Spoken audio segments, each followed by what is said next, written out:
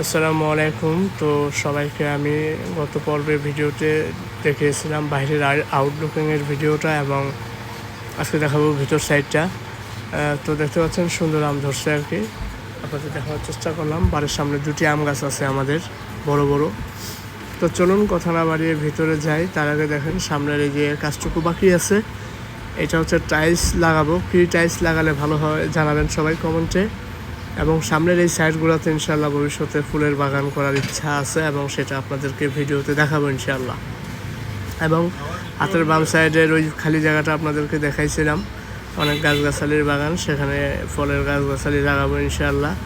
তো আমরা এখন ভিতরে ঢুকি। তো সিঁড়ি দিয়ে ঢুকেই মেন ডোর, এখানে দেখতে পাচ্ছেন ড্রয়িং ডাইনিং স্পেস একসাথেই, ঠিক আছে। এর অপোজিটে দেখতে পাচ্ছেন দুইটা রুম এবং এই পাশে একটি রুম, এবং এই রুমের সাথে একটি কমন টয়লেট আছে দেখতে পাচ্ছেন। এই তিনটা রুমের যারা থাকবে লোকজন, তারা এই কমন টয়লেটটিতে যাবে, ইউজ করবে, এবং টয়লেটটি অনেক বড়। তো আমি আপনাদেরকে রুমগুলো দেখানোর চেষ্টা করতেছি। মাশাআল্লাহ মোটামুটি ভালো সাইজের রুম, বড় সড়োই আর কি। সব কিছু রেখেও পর্যাপ্ত জায়গা থাকবে, সেই জায়গাটুকু আছে। এটা হচ্ছে একটি টয়লেট, কমন টয়লেট। তো বড় সড়োই মাশাআল্লাহ। এবং এই সাইডে দেখতে পাচ্ছেন যে আমি আপনাদেরকে একটু রান্নাঘরটা দেখানোর চেষ্টা করি, একদম ডাইনিংয়ের সাথেই ছোটো একটি রান্নাঘর করার চেষ্টা করেছি আমরা।